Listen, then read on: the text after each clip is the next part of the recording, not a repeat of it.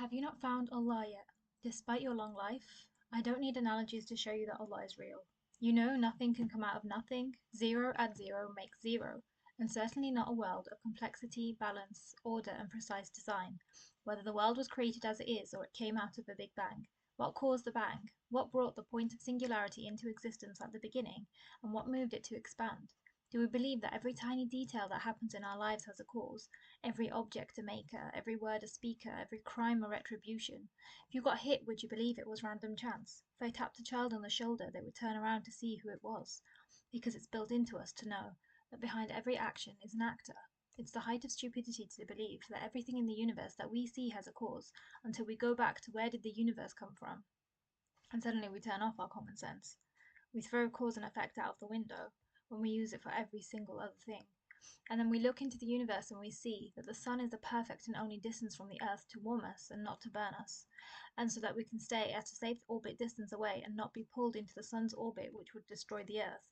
The moon is the perfect and only distance from the earth so that it can control the tides, prevent the earth's crust from bursting into flames, and stabilizes the earth on its axis, while it's constantly spinning so that it doesn't spin out of control.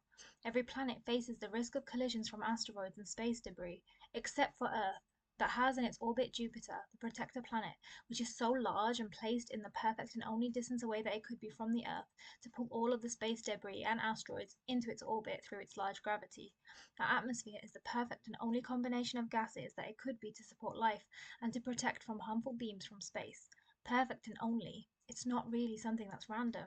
Or is everything randomly perfect? That's mathematically impossible. Or do we only use maths in every aspect of life except to find out what it really means? We have gravity that keeps everything in the place that it needs to be, celestial bodies in a safe orbit and us on the ground. We have electromagnetic forces that keep stars burning steadily without going out. It keeps protons together in a nucleus so that atoms don't break apart. Perfect in design and protective in its arrangement, but apparently meaningless and worthless to you. There's a unity in multiplicity. We have the molecules of life naturally existing on this planet, which is water. Every living thing is composed of water and needs to consume it to continue living. We have species of creatures, all completely unique beings of the same type of organism. Different organisms arranged into a cycle of death and life, predation and prey, sharing this earth so that we all have space. In the natural world, creatures take what they need and they leave the rest for another day. Every animal has its place. But we think that our human system, one that believes that everything is abstract and meaningless, random in its origin and futile in its existence, is better. A system that disproportionately consumes more than it can replenish, that's caused mass extinction, obesity, starvation.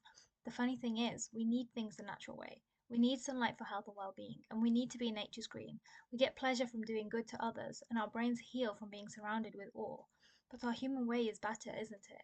To be trapped in a concrete jungle where we travel in metal vehicles from one screen to another, one building to another, texting to communicate but being afraid to speak to someone face to face.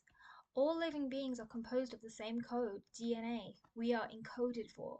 Like a computer game, like something that's been designed, something with a preordained set of controls. A few base molecules that form the building blocks of life, ACGT, uracil and RNA to form codons, to form amino acids, to proteins, to every living organic form of matter you've ever seen.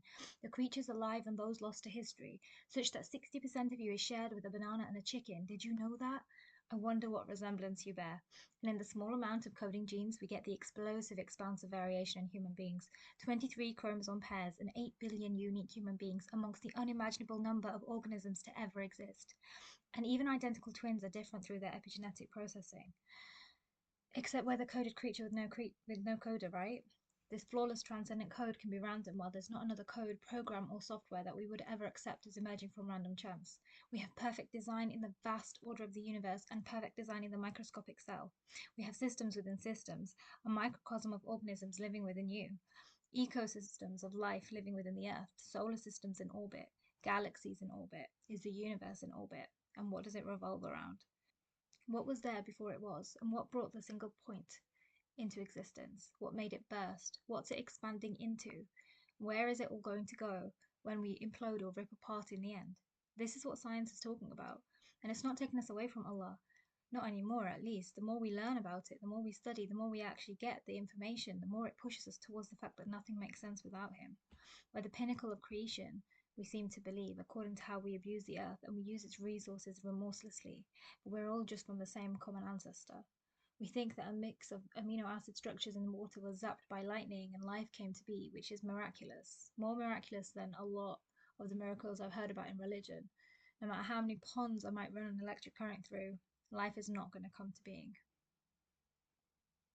It takes more faith to believe that life existed without one who gave life its reality than that life somehow appeared through what's dead and inanimate. But we know you can't give rise to something that you don't contain or have the power to give. But we don't use common sense to figure out the meaning of life, right? That's just reserved for dealing with our menial, laborious, meaningless day to day. Because we can't risk doing something wrong in our daily lives, but apparently we risk it all to believe and live the wrong life entirely. It doesn't matter, right, while we're still alive. We have our whole life ahead to care about this deep stuff of meaning and purpose and maybe accountability. We don't realize that the only thing we've been running towards since we first learnt to breathe is the moment of death. And yet, we don't care to wonder about what that means. We need to be grateful to be happy, but we never seem to wonder who to be grateful to people, to the universe, even though it's just as transient as you. Is the happiness received proportional to the size of the one whom you give gratitude to? Who is greater than the creator of all that exists? How content and happy must people be who are grateful to Allah, expressing it at 5 sacred points each and every day, giving thanks and asking for guidance as they stand and bow and prostrate? Because to be grateful is an action that has a recipient. It isn't just a feeling that you keep closed within yourself. You aren't grateful without being thankful to the one who gave it to you. But oops, we believe in that for our normal human life, but not for the greatest gift, which is experiencing life itself. We need gratitude and an abundance mindset to live a fruitful life. We need a sense of purpose to feel that life is worth living through the ups and the downs, challenges and struggles. We need a reason to get up in the morning and to discipline ourselves into taking care of ourselves and our families. You see people with no purpose, barely living because they believe everything is futile, including themselves. They have no hope, no joy. They live in a depressed bubble, and the depression is catching. So, as part of the fabric of our very being, we need a purpose, but we feel that we can just make it up as we go along. Like this innate craving of ours is a joke, that we would demean our purpose to being something we come up with through our limited minds that can change as our desires wane. Having a dream is not the same as having a purpose, the purpose that keeps your feet on the ground and your shoulders high, even when your dreams die. We have an innate moral compass, and people use this to say that we don't need God. Are they foolish? Isn't the fact that I feel guilty when I do something wrong, even though no one sees me, a sign that there's a divine line? That there are laws innate within me but beyond what I can see? Why, why would good and bad, kind and cruel have meaning if my very existence doesn't? What difference does it make to stab a cushion or a person if everyone is just a different arrangement of cells with no purpose or meaning behind them? And people say, but humans feel pain. Why does that pain matter if it's meaningless? The person could live and die and it would mean nothing and make no difference. Because in our understanding, you don't matter and neither do I. We randomly came into existence and we were randomly born and we randomly die, so we should just try to have as much fun in between. Because fun feels good, even though we have no reason to understand what good means, or why there's a distinction between good and bad if everything is meaningless. Words have meaning to us, as do feelings and events, but once again, we have double standards. Everything can have meaning except for our actual lives, right? There's no reason to have a moral code in life because morality must be a figment of our imagination, because there are no rules in a random life, but apparently, it's better that we as humans come together to come up with some rules so that society has some stability. Because with the reasoning that we don't use to understand our purpose on Earth, we do use that reasoning to recognize that a harmonious society requires rules to ensure everyone lives along the same lines and no one steps in another space, the boundaries of which we make it. Imagine if we let the chaos we believe originated and governs the universe govern our societies. We would have havoc, anarchy, and probably no civilization left. And everyone has slightly different lines, like we all have a piece of the same puzzle of what's right and what's wrong, and our views change depending on our desires, cultures, and influences. Most of our now global culture is built by businesses, marketing, and advertising, so even if you wish to claim the innate human morality is pure, it becomes corroded as you grow up, involved in the society that we're a part of. And despite our weakness and limitations in our cognitive faculties, we value morality so little that we don't think we need to find what absolute true moral good is. Us being seen as good by others or convincing ourselves that we're doing a good enough job is good enough for us. It's enough that we feel morality within us, but not enough that we want to realize the potential that we have. It's too tricky for us to figure out what moral truths are, while we're busy chasing after the small wage we receive at a job that leeches the best hours of the best years of our lives, while thinking that this is real free living. We don't sincerely care about moral goodness, because if we did, we wouldn't be content not searching for the highest moral codes, sayings, and texts. for the best education we could find on how to achieve a higher version of ourselves. We wouldn't let morality be something fluid, transient, and subject to change, just as we would feel would make us more comfortable. And then we shouldn't wonder why companies are so happy to destroy the natural environment or starve human beings or treat them like slaves, working day and night in factories to make the products for the rich. Where's the surprise that they're evil when we do the same thing? We chart our own moral compass to serve our own benefit. When we claim the problem of evil is something that takes us away from a belief in God, I've never heard a more confused lie. And I've never understood why the problem of evil is a problem of God when it's a problem of us. The world has been created in a natural cycle of perpetual abundance, and we greedily overuse resources or take materials for vanity rather than for necessity. Some see life and others see land ripe to be exploited. The powerful tax the poor and the rich create wars, and we've tipped the climate balance and created a greater refugee crisis because land is sinking. We have the gall to blame God.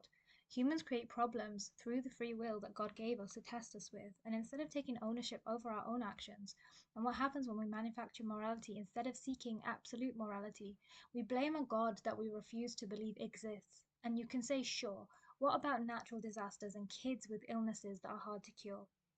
The natural disasters we can claim might come from how we upset the balance of the earth.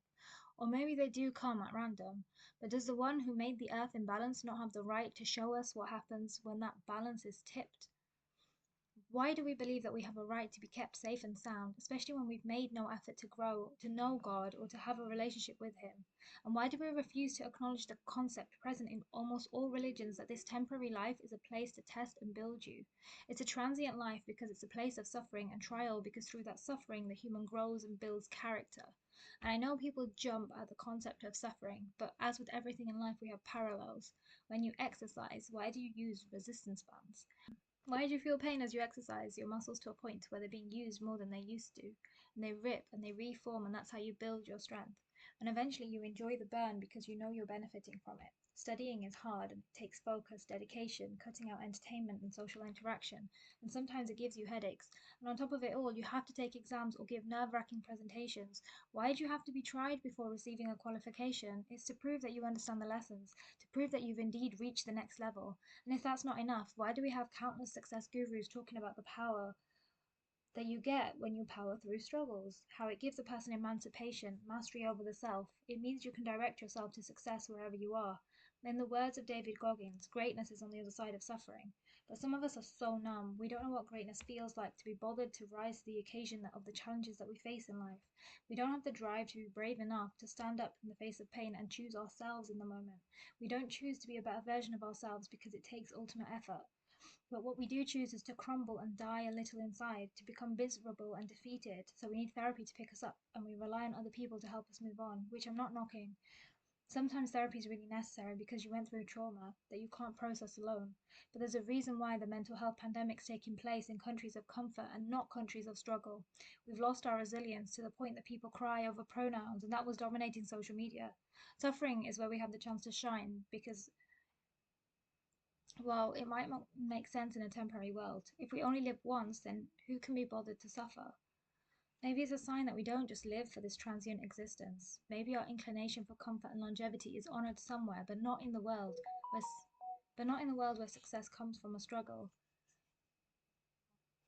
Evil and suffering exist in this world, but what doesn't exist is perfect justice. And yet we crave perfect justice. We're indignant when someone wrongs us. And yet we try to find higher reasons to give us the strength to forgive. But why forgive when there's no tangible benefit to it? Why not seek revenge, even if it does set off a cycle of evil? We seek justice, and we don't find it here, which indicates that it is an existential truth, and it must exist somewhere, because it's something that is deeply rooted within us. That something, that somewhere, is found in Islam, which is the Day of Judgment, the day when debts are paid and the good are rewarded and the evildoers see the full effect of their sins. We're shown our lives displayed to us like a movie. The whole of humanity is there to watch. Imagine your most embarrassing moments on display, for everyone to see. Imagine the humiliation, except for those who repent and seek God's mercy, and He'll cover you from being broadcast on that day, like He covered your sins in the world. And by that, I mean Allah covered you from the sin in the world. He didn't let the sin become who you are because you repented from it, and people didn't abuse you because of the evil that you did. So He doesn't let the sin humiliate you on the final day either. Life has a different meaning when you view it in view of the final day. Suddenly you have a moment to build up to, and you have a reason to write your story, and somewhere where you know you get to show all of your hard work off, your life has meaning.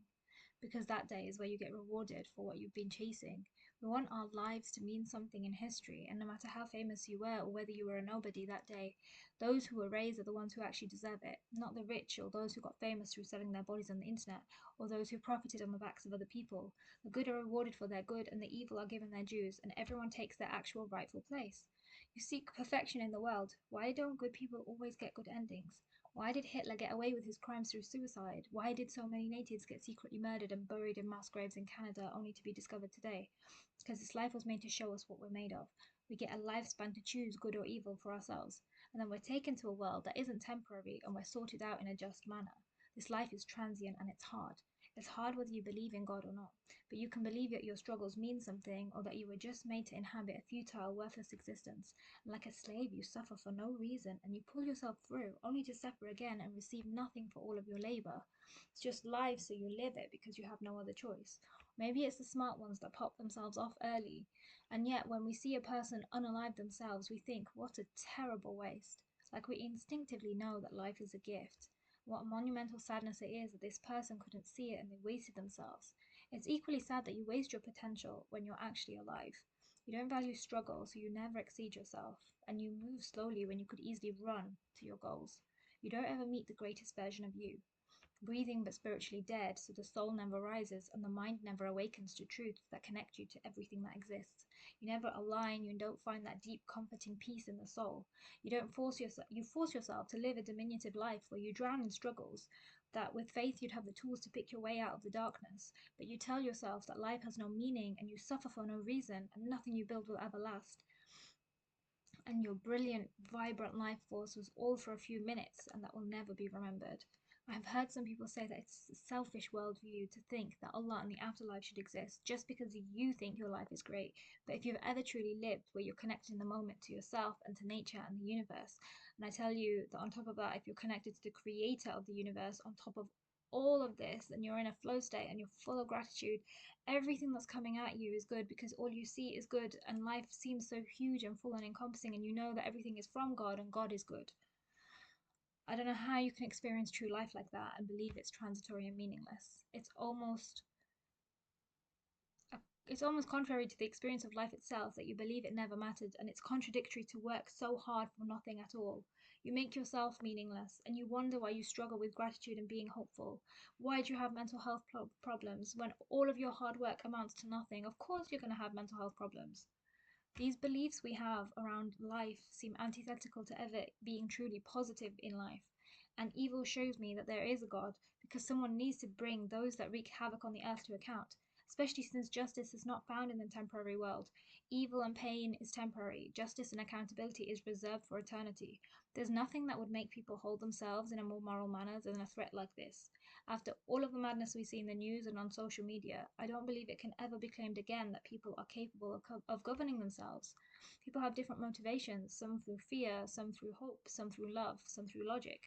And in Islam, that would be they fear the judgment, they have hope in paradise, they love the Creator. Islam is logically true that there is a first cause, a necessary being that brought us into existence. Islam gives everything their motivation to stick to the right path, and it gives us the guidance to do so. Even in the West, where they've removed religion and believe that they're the moral leaders of the world, you can see that they have an underground weapons trade. They destabilize poorer countries, they have offshore bank accounts to dodge tax laws that they create and subject to the poor people in their countries. They create wars to use the weapons that they trade. And if that's the morality of man, it only strengthens my faith in Allah. You can't truly believe in justice and think that this world is all that there is, or you'd be hopeless. The evil exists regardless, and at least with God it has a purpose and reward attached to it from enduring the trials with grace. And now we know that trials build a resilience that we need to live successfully. Going through hardship develops our will to live, which is something that inculcates gratitude in us and improves our quality of life. Being able to work through suffering creates a mind over matter system in which you end up being able to achieve anything that you decide to do instead of becoming a victim to your habits or needing motivation in order to begin. The person who waits for motivation ends up procrastinating and finding life difficult to pursue, whereas the one who works without needing to wait for the spark inside runs ahead. It's almost like we were made for trials and suffering, and that builds our character, which is exactly what Islam tells us it's for. A trial to direct us back to God, to build our record of deeds and elevate our souls from becoming too comfortable in a world that's temporary. So while going through something that's difficult for us ends up making us better people. We may like a thing, but it's bad for us, like comfort, and we may hate a thing, but it's good for us, like suffering, and Allah knows and you do not. So I'll sum up everything that I said so far. We've got the cause and effect principle that tells you that because the universe has the same quality of all creatures, that being that it's temporary and it can't sustain its own existence, it must have a cause that's outside of it. The first cause has to be uncreated and self-sustaining to stop the infinite regress of causes, because an infinite regress shows impossibility. None of us would exist, and the universe and all of us exist, so clearly there is a first cause. And the Big Bang shows us that the universe has an end and therefore had a beginning. And if you didn't study high school physics, then you need to go back and look at that. We started off with a single point of infinite density and gravity that exploded for some unknown reason to create a universe of balanced life and proportion. There's nothing that shows randomness because everything's in order. And order can't come from chaos because in its nature, chaos does not contain order. And if something doesn't contain it or have the power to create it, then it can't give rise to it. Use your common sense. There's nothing random about a universe in perfect proportion. The world we live in and the space around us have such regularity and order that we can test it. That's why science exists, because we have natural laws that can be tested and discovered. How does a universe of random chaos exist under natural laws? It's really obvious at this point if you aren't forcing yourself into denial here. We have order and patterns and mathematical systems across the created universe. Fractals, Fibonacci sequences, the golden ratio. Why is there symmetry across celestial bodies and animals, plants, and human beings? If it was random, why do we have all the same patterns? Like a signature from a designer that created all of it, and oneness found in the multiplicity of creation. What does it tell you? Maybe that there's one creator behind it all. We have a genetic code underpinning the expanse of living beings on Earth. So much variety in one processing code. We have a design program that brought us into physical being, but we don't have a designer. Random chaos would not have initiated life with the same basic coding because that's the opposite of being random. Even if you believe the theory of evolution, it doesn't discount a creator. In fact, it would make more sense that random mutations changing the genome and creating new species had a guiding hand behind it than not, because viable living beings came out as a result of alleged mistakes in copying the genetic code through the generations. And those mistakes didn't destroy the creatures, did they? We live in worlds within worlds and systems of order within systems of order. The universe, the galaxy, Earth, and our countries and communities, finally ourselves. We see ourselves as one organism, but we're home to our microbiome. We have organ systems, cellular systems. We're a world in ourselves. We get invaded by viruses and our bodies fight off infections. Our cells communicate with each other. We get invaded like countries and our bodies fight off like it's a war, and our cells communicate with each other like they're neighboring lands. Sounds like we represent something bigger. We can feel something is wrong in the body. Our mental state can make us physically ill. You're more than just yourself, which on a side note is why you should take care of yourself, because it isn't just you. Muslims believe you're a Khalifa on the earth, and everyone is. A Khalifa or a Caliph is a caretaker, a successor to God, and every human being is responsible for something or someone. Whether you believe humans are the pinnacle of creation or not, we inherently behave like we are, which is what we do when we go around and take what we want and we don't bother to care about how that affects others around us. And even if you don't behave like that, then you go around stopping this evil from taking place. Either way, we're in a position where we control the balance on Earth, and no other organism does that because without us, nature exists in an order which clearly can be restored if we're out of the picture, which is what we saw happen over COVID lockdowns. We're an anomaly, and the fact that I can say nature and it means all living things other than us just shows that while we clearly are a living creature like everything else, we're a part. We act differently, we don't inherently fit into the system, and we don't see ourselves as part of the system, which is why we have a name for it, a term which doesn't include us in it. And whether we like it or not, we have to accept, whether we accept responsibility or not, we're in the driver's seat on Earth. Allah told us that He created us to be Khalifa on the earth, which is to be a responsible caretaker on the earth, and accept that role and discharge it graciously is what gives us human dignity, as we call it. Dignity that Allah says He created us with. وَلَقَدْ كَرَمْنَا بَنِي آدَمَ. We have no reason that life came from a lightning zap into a mixture of amino acids, chemicals, and water. But that's a theory we're content to run with, thanks to science, which sounds like Greek mythology in itself. There is no reason to believe that life can arise from what is dead and has no ability to give life. And in the same way, we have no reason to believe that consciousness and reason can arise from that which is random, disordered, and has no conscious awareness. You'll see that I keep saying no reason to. Isn't that an indication that using our reasoning gives us a different outcome?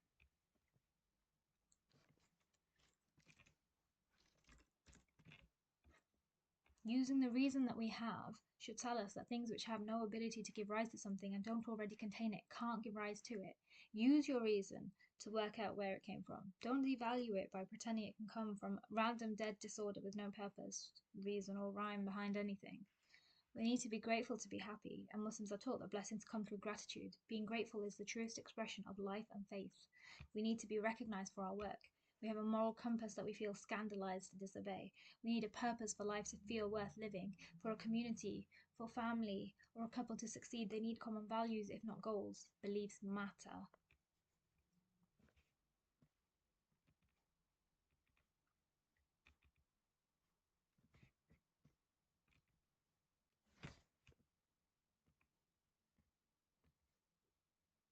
We need rules to govern anything successfully, be it ourselves or society or the world. You live under rules and authority, whether you like it or not. Even if you were the de facto leader of the world, you couldn't be a tyrant, or people would rise up and get rid of you. And you still have to follow principles in which you prioritize the need and good of others over your selfish self. True justice does not exist in this temporary world, and yet we crave it to the point that people have to believe in a concept like karma to get them through their daily lives. This is not to slight other people, but it's quite obvious that evil people don't always get their due in this world. We have prolific tyrants that died before experiencing accountability. We have certain famous people that have done terrible things to children or terrible things to women. So people will hold on to a belief that what goes around comes around because it helps them deal with the evil they face in life, even though it's not objectively true. And if you do believe that the evil comes back in a form of spiritual, um, what can I use to describe it? I want to say straightening, but what I mean is that they feel strangled spiritually.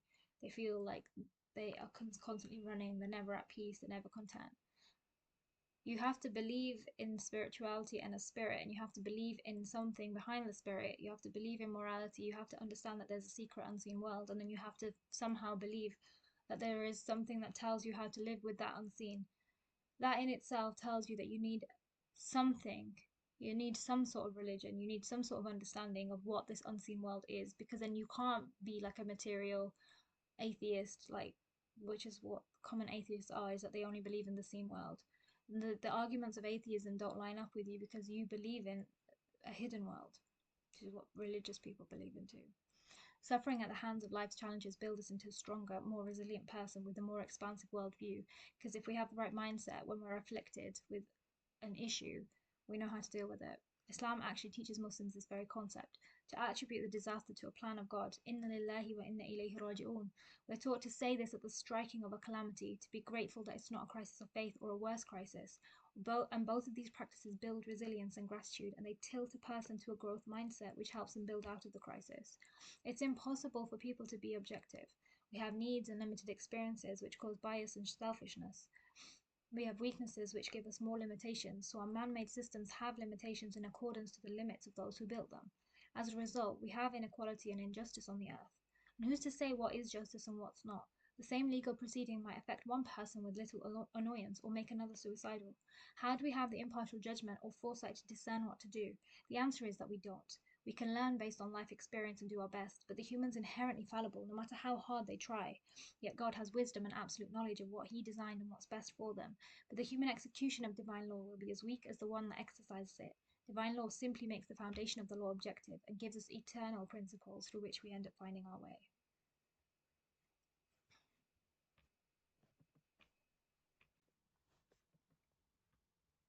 There is a difference between belief in something with no reason to, except that it stokes your ego or it suits your fancy or it's an emotional crutch like karma, or that life can come from inanimate objects and lightning, or that everything can come from nothing despite that contradicting every form of reasonable judgment that we have.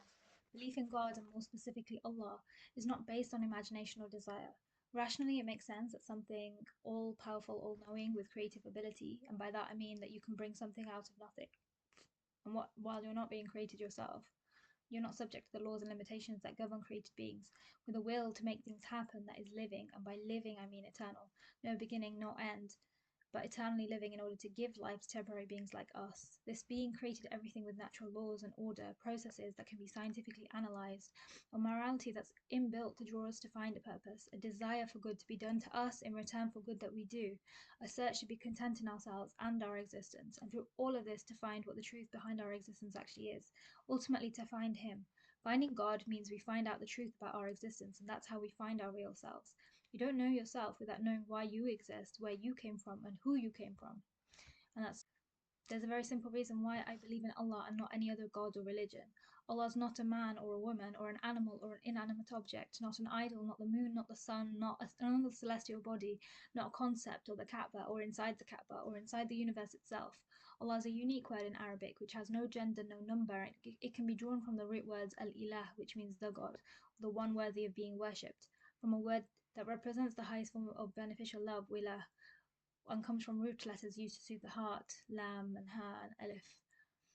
Allah is described in a summarizing chapter of the Quran, قُلْ هُوَ اللَّهُ أَحَدٌ Allahu Samad, lam yalid wa lam yulad wa lam yakun lahu kufuwan ahad. Say He is Allah the One, the Absolute, the Eternal. He does not have descendants, nor does He have ancestors, and there's nothing like unto Him. Allah the Almighty, all-powerful, all-knowing, entirely unique, eternally living, self-subsisting, beyond limits of time, matter, and space, with a will and with wisdom. He's the one you can speak to, call on, pray to, intend to please, seek reward from in this world, and on the Day of Judgment, fear from displeasing Him, and by displeasing Him, I mean that doing things to harm you or other people.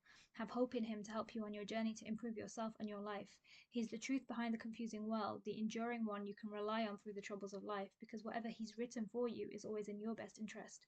He's the reason why Muslims get up to pray in the middle of the night and 5 times a day to pray, why they fast from food, drink, and intimacy and sin for 30 days straight. He's the reason why Muslims all over the world become pilgrims to Mecca at least once in their life, and take part in ancient rituals to connect them to the natural order of the universe and the stories of the prophets of old times, like Abraham and his family. The Kaaba is something that seems to confuse people, but it's a direction marker for prayer to keep the Muslim family unified in the worship of the one God. And it's called the house of God because places of worship are called houses of God, because God's believed to be eternal and transcendent. He is the creator that cares for you and has sent down guidance to guide the humans that He designed. Muslims never come into a logical conflict.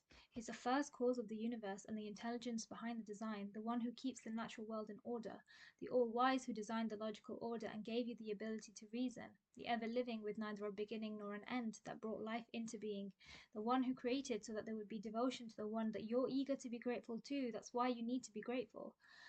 And it brings you to life as we see gratitude does. We're recognized on the final day, where we get true justice. We're given a moral compass, so we're predisposed to do good, whilst we have the ability to choose, and doing good only benefits us. Allah created us with a free will of our own because He's the Lord with a will to create and act. We're given an eternal and interconnected purpose of connecting with the unseen Creator and connecting to each other through faith and works of good, which give us a binding sense of community and goodwill between people. Your loneliness is broken because of this community and a constant connection to a transcendent Creator. And stories of real moral giants from the past. Humility to God stops you from arrogance and stagnation. Commitment to God breeds commitment to life, goals, jobs, relationships. Your timekeeping with prayer gives you punctuality in life. So if you see Muslims being lazy, you know what they're being lazy with. Your positivity in the face of trial, which is good for you, breeds your resilience and will to live, and you're actually happy with life. Religious believers get spiritual highs, and there's no need for drugs or reckless behavior to stimulate this high-level feeling of joy and ecstasy. You believe everything's done for a reason, so you always have a reason to hold on to hope. And you need to have this to get through dark times. You have advice and stories of pious people to navigate you through life so you can miss out on the problems that others fall into. You maintain family ties despite conflicts because of the commands in the religion. So even though culturally this is sometimes abused, in general for people of faith, it means that families are strong and interconnected and they help each other. You can watch hundreds of advice videos on YouTube, but there's nothing more important than family because they're people you share life with, ancestry, biological programming, actual real life experiences, a natural feeling of love and familiarity that you don't need to manufacture. I'm not devaluing adoption or the foster system, but in fact, it's irrelevant to what I'm speaking about because it serves a different function. And I know some people unfortunately experience abuse from their biological family. Your real family, your real biological family means something different to you than every other person on the earth because your connection to them is tangible and intangible. You can't dissociate the parts of you that are also parts of them, which is why it's so momentous for orphans to grow up and have their own first biological child. And I've seen testimonies from them that it's the first person to share their DNA and it moves them tremendously. They no longer feel alone. One of the saddest parts of the decentralization of God from the West is that we have devalued family and we've overinflated the ego of the individual to the point that people not only break away from parents and siblings, but they also don't see the value in having children themselves. And Islam teaches you that you have a responsibility to take care of your relationship with Allah so your spirituality is intact. Islam tells you you have a responsibility to take care of yourself, so Muslims mandatorily have to practice self care. Islam tells you that you have a responsibility to your family, so you should maintain a healthy relationship with them. Islam tells you that you have a responsibility to take care of your community, to work hard and to practice excellence, to take care of those that ask for your help, to speak the truth even when it's difficult, to maintain justice even if it's against you. You have to practice self control, to value fasting and prayer over food and sleep. You develop social discipline and fidelity by waiting for marriage to have intimate relationships. Even praying, fasting, waking up early, all of these techniques that Allah has commanded us to do are actually healthy for us. Even zakah, the compulsory yearly charity, is a 2.5% wealth tax that, if it was applied in the UK, would greatly solve most of our social problems and inequalities.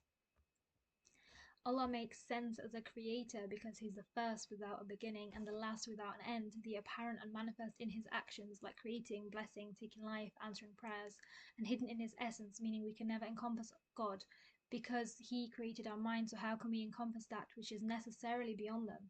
Islam as a religion is a religion of self-discipline, self-improvement, social justice, and equality across race and social class. And no, it's not the same between men and women, and I can talk about that later.